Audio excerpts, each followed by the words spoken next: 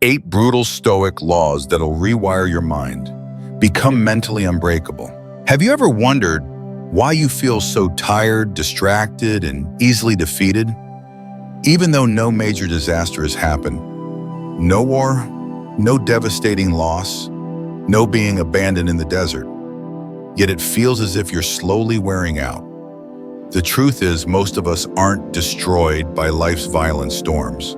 We are worn down by the quiet rain comfort, the unconscious scrolls through social media, the need for praise, and the habit of chasing ease at every moment.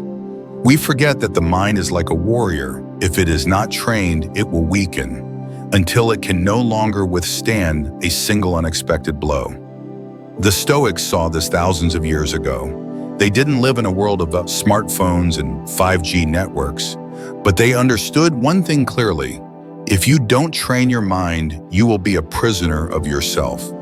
And if you want to build a fortress within one that nothing can breach, you must begin here with the laws that forged minds unshakable by anything. Before we start, I want you to remember this. Sovereign Stoic is not a place where you hear a few motivating words and then forget them. This is where you train, change, and stand firm in the chaos. If you're ready to walk this path, hit subscribe, so every week we meet and lay one more brick in the walls of your inner fortress.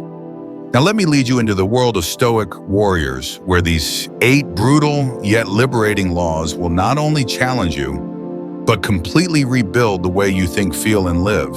Over 2,000 years ago, in moments when empires trembled under war, betrayal, and plague, the Stoic philosophers left behind teachings not meant to be hung on walls, but to be lived to survive. They didn't promise a peaceful life. They gave people spiritual armor to walk through suffering without losing themselves. Marcus Aurelius wrote some of his deepest words while lying in a military tent on the battlefield. Seneca sent letters of encouragement to his students while Rome was drowning in unrest. Once an enslaved person, Epictetus, taught the world that true freedom begins within. These were not men who waited for life to be easy. They forged themselves to be strong. And that is why they could not be broken. This video is not for someone wanting to hear a nice phrase and keep living the same way. This is an invitation into a journey. Stoic laws brought back to life for today's world. Each law is a blade sharpening your will. Each principle a stone placed into the unshakable foundation of your inner self. Remember this. There will be moments you feel uncomfortable, even resistant. That is the sign you are leaving your familiar zone of weakness. Don't ignore that feeling. It is the very starting point of change. And when we finish all 8 laws, you will see the greatest enemy has never been the circumstances, but the weaker version of yourself. If you're ready, we begin with the first law, where you will learn to face what you've been taught your whole life to avoid. Law 1, befriend discomfort. You've spent your whole life running from this. You were told to avoid it, soothe it, find any way possible not to feel it. But in the world of Stoic warriors, that is the first mistake, and the reason they begin with this law. There is one truth most people don't want to hear, and too much comfort will make you weak. When everything is always to your liking, when you always have a quick escape from discomfort, you are trading the most precious thing you have, inner strength, for a few minutes of ease. The Stoics saw them. They treated discomfort like a strict teacher, unpleasant, but teaching lessons you cannot learn anywhere else. Marcus Aurelius once wrote, "The impediment to action advances action. What stands in the way becomes the way." That's not just philosophy, it's a reminder that every hardship is the training ground of the will. Picture a warrior training in the dark, wearing heavy armor, walking through cold rain. He doesn't do it to show off his endurance. He does it so that nothing can make him falter when the real battle comes. You are no different. You must willingly step into discomfort today to stand firm in life's storms. You don't need to start with extreme challenges. Sometimes it's as simple as staying in an awkward conversation instead of finding an excuse to leave, finishing your workout when your muscles are burning, or telling the truth even as your heart pounds. Each time you do, you're forging steel in your mind. Seneca once deliberately lived for days in old clothes and with meager meals, not because he enjoyed suffering, but to teach himself that he would be found even if every comfort were stripped away. When you realize you can live without what you thought was essential, you are no longer controlled by it. The key is to be proactive. If you only wait for hardship to arrive, it will always catch you off guard. But if you create small challenges for yourself, you will enter the great battles with the mindset of someone already familiar with fire. Choose a discomfort companion today, taking a cold shower, working out for 10 more minutes, or turning off your phone for an hour. Do it without complaining, without looking for an escape, to remind yourself that you are not ruled by comfort. Because when you treat discomfort as a companion, it ceases to be an enemy. It becomes a mirror showing you how strong you are and where your weaknesses remain. And once you've learned to walk beside discomfort without fear, you will notice another battlefield. One where the enemy is not outside but hiding in every wave of your emotions. That's when we enter law number 2. Law 2. Hold the reins of your emotions. Once you've learned to walk alongside discomfort without running from it, a new door opens. But this time the enemy is not outside. It hides within you. It is the waves of emotion capable of pulling you under faster than any hardship ever could. There is a kind of imprisonment no one can see when your emotions bind you. No chains, no prison walls, yet a single comment, a glance, or something that doesn't go your way can drag your mind off like a wild, unbroken horse. Epictetus, once an enslaved person, said, "Anyone who can anger you becomes your master. They can only do so when you let yourself be disturbed."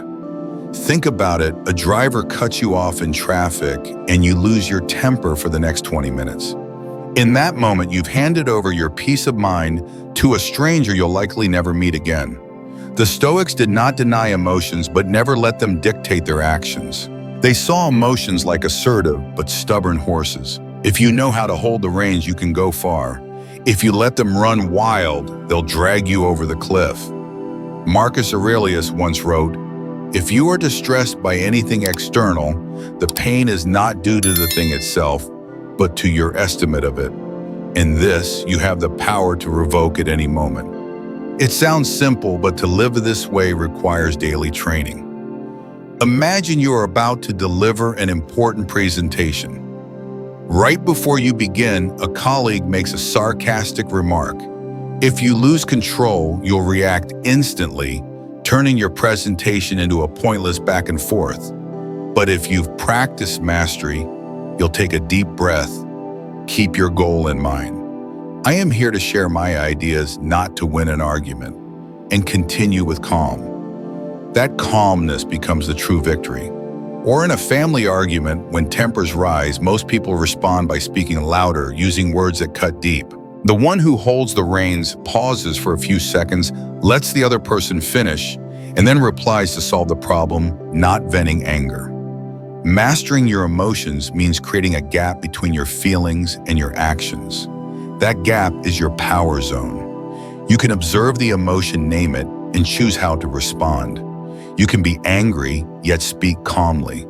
You can be afraid, yet step forward. You can be afraid, yet still keep the promise you made to yourself. To strengthen this skill, the Stoics practice small exercises. When criticized, don't respond immediately in person or online. When afraid, write down precisely what you fear before acting so you can see it. When joyful, avoid making big decisions because positive emotions can cloud judgment too. These practices build a protective buffer so your actions are not hit directly by your emotions. Over time, you become someone who reacts slowly but acts decisively, and in a world that rushes to react, that is a rare advantage.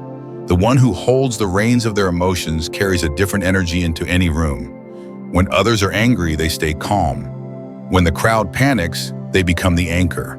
This steadiness makes them hard to shake and draws others to trust and look to them for guidance. The most essential truth is this: no one can make you angry or make you unless you allow it. Others act, but the meaning and the response are yours to decide.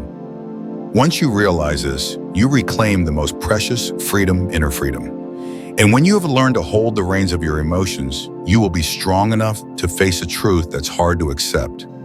Life was never designed to be fair. If you cling to the illusion of fairness, you will be disappointed. That is why we now step into law number 3. Law 3, let go of the expectation of fairness. When we were children, most of us were taught that life would reward us in return if we lived well, worked hard, and treated others kindly. But the older you get, the more you see the harsh truth. Sometimes the dishonest succeed, the lazy get rich, and the sincere are betrayed. Every time it happens, a question echoes, why me? This isn't fair. Stoic philosophy doesn't say you must accept injustice as right, but it reminds you that no one ever promised life would be fair. Marcus Aurelius, an emperor, still faced betrayal, corruption, and ruthless political games. Instead of letting injustice poison him, he kept acting according to his duty and his values, no matter how chaotic the world outside became. Fairness is a human concept designed to give us a sense of order. However, neither nature nor human society operates perfectly according to it. Rain doesn't fall selectively, storms don't skip. Anyone in fortune isn't distributed based on virtue. The problem is when you cling tightly to the expectation of fairness, you make yourself a victim. You constantly anticipate a just ending that may never come. Each time your expectations are broken, dissatisfaction and bitterness erode your spirit. The Stoics refused to fall into this loop. They did not expect life to go their way. They prepared to survive even when it was brutal. Imagine two people training. One trains under sunny skies, the other through rain, wind, and cold. When the real battle comes, who will stand longer? Life is the same. If you're only ready when everything is favorable, you'll collapse when hardship arrives. The clearest example was the pandemic. Many lost their jobs, income, and the futures they had carefully planned. Some sat and complained, "It's so unfair," waiting for things to return to normal. Others accepted reality, quickly learned new skills, changed careers, and found new directions. The second group wasn't treated fairly. They acted more decisively. The Stoics called this radical responsibility, not because everything is your fault, but because your response is always your choice. You cannot choose the weather, but decide how you dress. You cannot control everything that happens, but you can always choose how you will face it. Letting go of the expectation of fairness doesn't mean you become numb or ignore wrongdoing. You still hold to your principles and fight for what is right, but you don't do it hoping to be repaid. You do it because that's the person you choose to be. Seneca once said, "Sometimes merely to survive is an act of courage." Courage here means to keep moving forward in your soul from being warped by bitterness, even when you are treated unjustly. From today, instead of asking, "Why is this happening to me?" ask, "How will I respond so that I can still be proud of myself?" This question pulls you out of the victim's role and places you back in the position of mastery. And when you truly let go of the need to be treated fairly, you discover a new kind of freedom. No one can ruin your mood just because they cheat, lie, or take advantage. You act based on your values, not on someone else's behavior. And once you stop wasting your energy demanding fairness from the world, you begin to see clearly what is within your control, and that is where all your strength should go. Law 4, focus on what you can control. One of the most excellent foundations of Stoic philosophy is the clear separation between two categories: the things you can control and the things you cannot. Epictetus said something that could change your life if you truly live by it.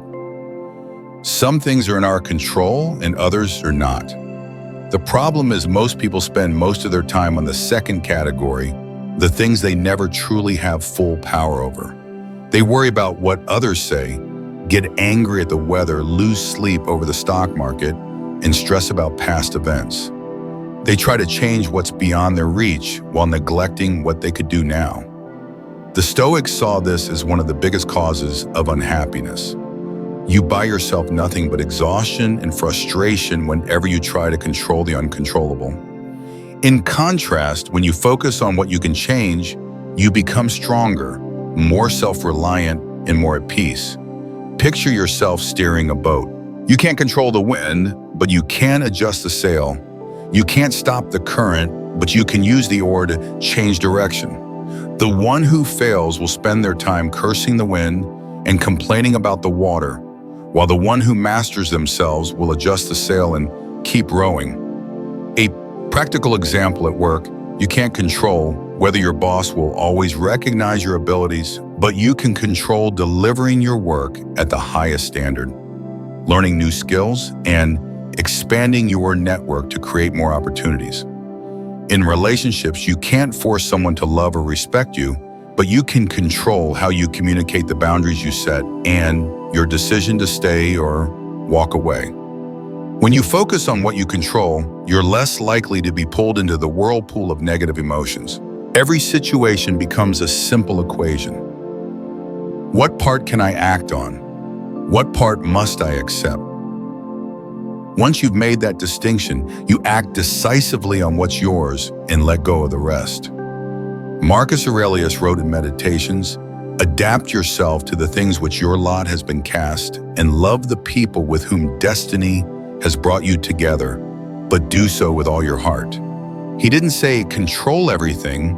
He said, adjust yourself so you can live well in any condition. This doesn't mean you become passive.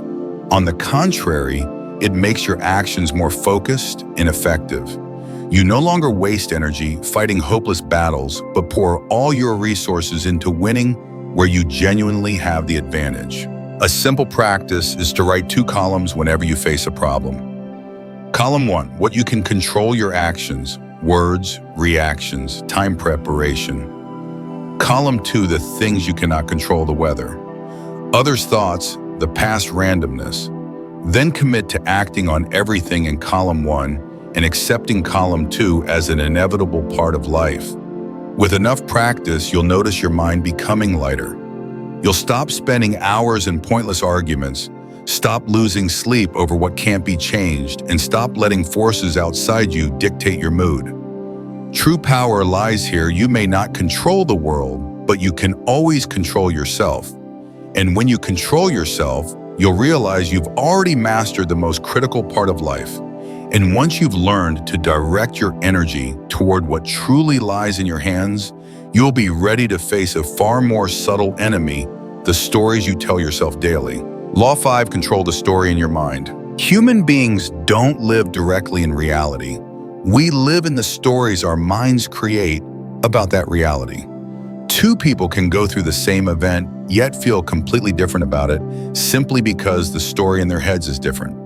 The first person might think, this happened because I'm incompetent. I always fail. The second might think, this is a challenge for me to train to grow. The same event, yet 2 different stories, will lead to 2 completely different paths: stagnation and progress. Marcus Aurelius reminded himself, if you are distressed by anything external, it is not this thing that it troubles you, but your judgment about it. And you have the power to revoke this judgment at any moment. The stories in your mind are more powerful than you realize.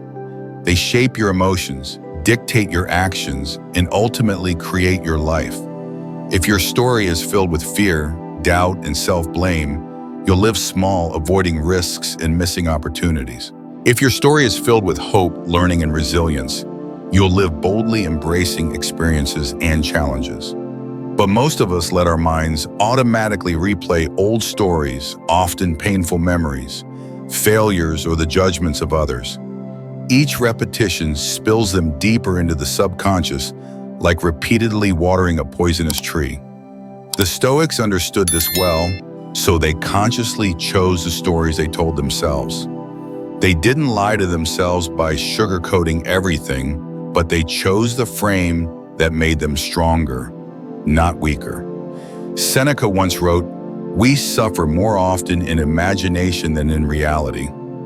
Pay attention. Whenever you encounter a difficult situation, ask yourself, what story am I telling about this? For example, you lose your job.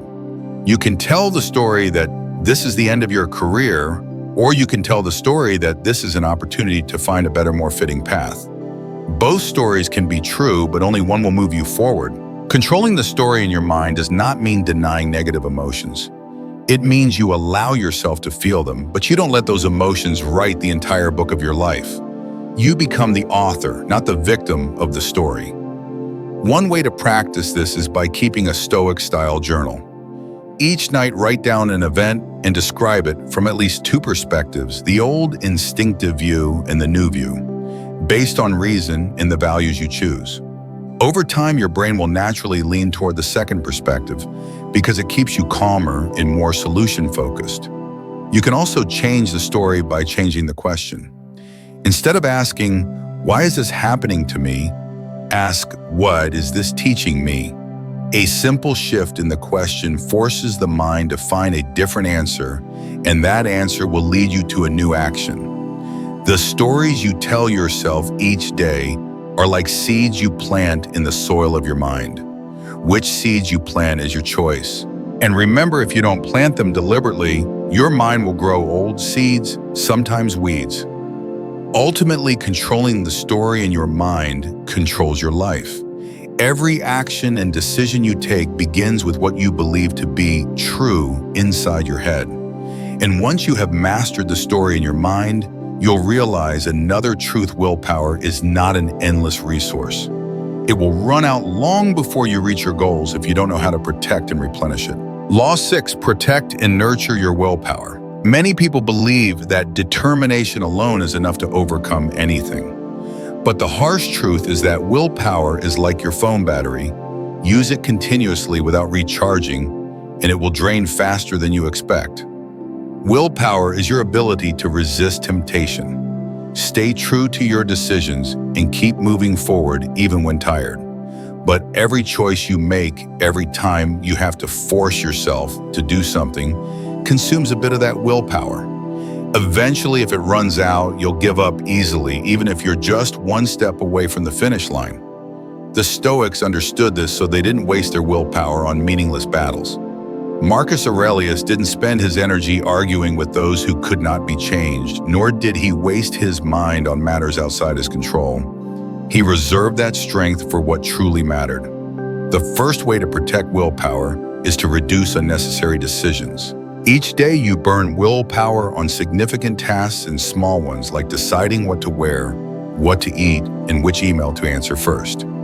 If you drain your energy on trivial choices in the morning, you'll have no battery left to persist when you face your biggest goals. That's why many successful people wear the same outfit or plan their meals ahead of time. The second way is to build habits and systems. When an action becomes a habit, it no longer requires much willpower. For example, if you automatically exercise for 15 minutes every morning, you won't need to wrestle with the question, "Should I work out today?" Habits are the autopilot that saves your willpower for more complex tasks. The third way is to recharge. Willpower is tied to your body and mind, so adequate sleep, proper nutrition, and short breaks during the day are essential. Many people destroy their willpower simply by not sleeping enough, eating irregularly, or working nonstop without rest. When the body is exhausted, the mind grows weak and willpower collapses. The fourth way is to remove temptation from the start. If you're on a diet, don't keep candy in the house and expect willpower to win. Don't keep your phone within reach if you want to focus on work. The Stoics didn't place themselves in situations where failure was likely. They chose environments that made success easier. Another often overlooked factor is meaning. When you know clearly why you're doing something, willpower lasts longer. Epictetus said, "He who has a why to live can bear almost any how." If your goal is only something you should do, but not something you truly want and believe in, your willpower will be as fragile as a thread. And finally, remember that willpower is not meant to be used forever. Your ultimate aim is not to rely on willpower every day, but to turn what you need to do into a part of who you are. When that happens, you no longer have to force yourself. You do it because it's simply you. Protecting and nurturing willpower is like tending a fire. It will quickly die if you let it burn too fiercely at the start. But if you keep the rhythm adding fuel at the correct times, it can burn bright and steady enough to guide you through the longest nights. And once you know how to keep the fire of willpower burning strong, you'll be ready to discover a power deeper than will itself, the ability to embrace adversity as an inevitable part of the journey. Law 7, accept adversity as an inevitable part of life. Many people still hold on to an illusion that if they do the right things, work their hardest, and live kindly, life will become easier with fewer storms to endure. But the truth is, adversity doesn't vanish just because you live well. It will still come, sometimes unexpectedly, lingering far longer than you wish. And the critical question is not, how do I avoid adversity, but how do I live with it while keeping my strength intact? The Stoics saw adversity as a natural part of life, like winter in the year's cycle. You cannot command winter to disappear, but you can prepare warm clothes, stack firewood, and learn to find beauty in the snow. Marcus Aurelius wrote, "Adversity is an opportunity for you to demonstrate virtue." If everything is always easy, your patience, discipline, and courage will never be tested, and therefore they can never grow. The first step to accepting adversity is to stop asking, "Why me?" That question locks you into the victim role and sends your mind searching for someone or something to blame. The Stoics replace it with, "How will I respond in a way that honors who I am?" When the question changes, your perspective shifts from passive to active. The next step is to see the hidden value within the challenge. Adversity forces you to sharpen skills, expand limits, and develop endurance. A soldier trained only in peacetime cannot compare to one who has survived the battlefield. True strength is forged only when you are forced to use it. Third stop, resisting what cannot be changed. Epictetus said, "Don't seek for everything to happen as you wish it would. Rather wish that everything happens as it actually will, then your life will flow well." This does not mean becoming passive. It means no longer wasting energy on complaining or denying reality.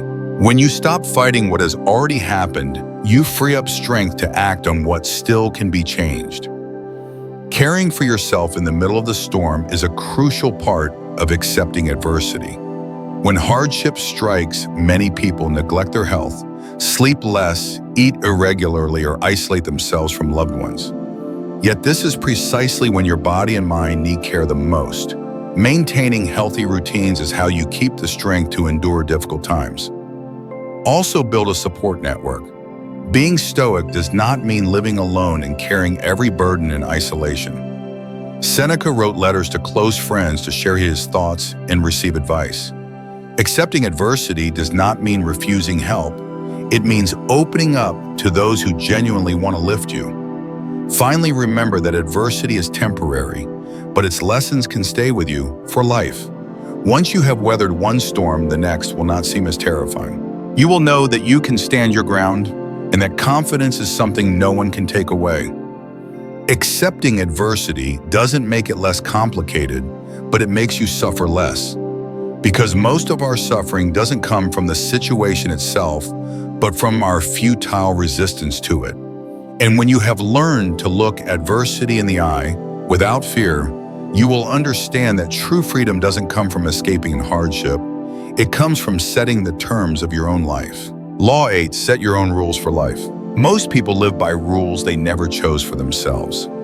They get swept into the cycle of expectations from society, family, colleagues, and even social media.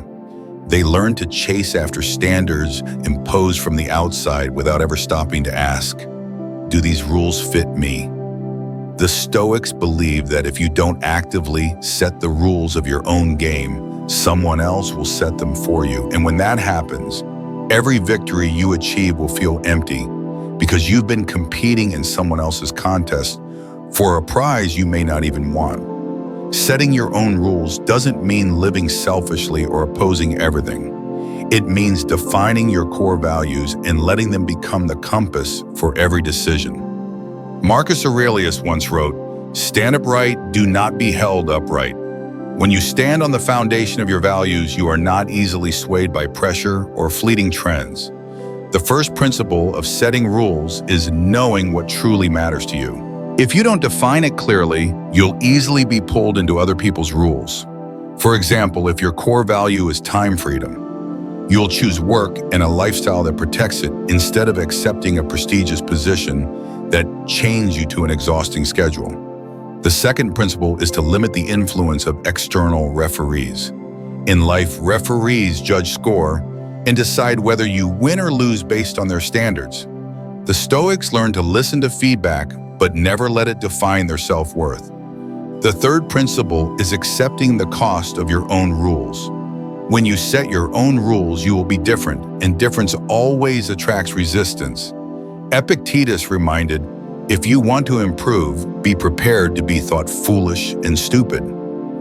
You may lose certain relationships and pass up some opportunities, but you keep your integrity in return. An essential part of setting your rules is knowing when to change them. Life changes. What works at 20 may no longer fit at 40. The Stoics did not stubbornly cling to outdated rules. They adjusted them to remain aligned with their core values in new circumstances. Practicing self-made rules also demands that you take full responsibility. When you set the rules, you cannot blame anyone else when you fail. This may feel heavy, but it makes you stronger because you know the results come from you and you alone have the power to change them. Think of it this way: if life is a chessboard, most people only learn to play by someone else's rules, trying to win in their game. The Stoic is willing to reset the board, change the pieces, or even invent a new game altogether, one they want to play. And so every victory carries true meaning. Setting your own rules for life is the final step in becoming truly free, not because you've avoided every hardship, but because you know exactly where you're going, why, and on what terms you'll get there. Looking back at the journey through all 8 laws, you'll see that these are not just isolated principles to live better. They are a complete system woven together to train you from the roots, from how you see the world respond to challenges, and deliberately shape your future. If even one link is missing, the circle will not hold. But when they all work in harmony, they form a foundation no storm can break. The 8 laws in summary. Law 1. No one is coming to save you. You are the ultimate authority over your life. Freedom begins the moment you accept this truth and act on it. Law 2, control your response, not the world. You cannot control circumstances, but you always have the power to choose your reaction. Law 3, let go of the expectation of fairness. Instead of waiting for the world to be fair, focus on becoming strong enough to live well in an unfair world. Law for discipline is freedom. Freedom is not doing whatever you want. It's the ability to control yourself to pursue what is better. Law 5, radical responsibility. Stop blaming. When you take full responsibility, you reclaim full power to change. Law 6, keep the fire of willpower burning. When hardship drags unsteady, willpower keeps you moving forward. Law 7, accept adversity as inevitable. Don't run from the storm. Learn to steer your ship through it. Law 8, set your own rules for life. Don't play in someone else's contest. Design the game where you set the rules. And when these 8 laws become one, you'll realize you're not just living a better life, you're living a life where every step is chosen by you, with a mind that is steady and genuinely free. So will you let these laws stay on your screen, or will you carve them into how you live each day? Change doesn't come from hearing something. Once it comes from repeating it and practicing it until it becomes instinct. If even one of these laws stirred something inside you today, start now with one small action. Please write it down. Put it somewhere you'll see every day. Let it become a daily reminder. And don't keep it to yourself. Share this video with someone you know who needs it. Sometimes a single well-timed sentence can change the direction of an entire life. Let Sovereign Stoic be where you return whenever you need a deeper perspective, a moment of clarity, and a flame to keep you moving forward. Subscribe and turn on notifications so you won't miss our subsequent journeys together. I'll see you in the following video where we will continue exploring the hidden corners of the mind and the inner strength you have never touched before. And remember, life will not wait for you to be ready. Step into it now on your terms.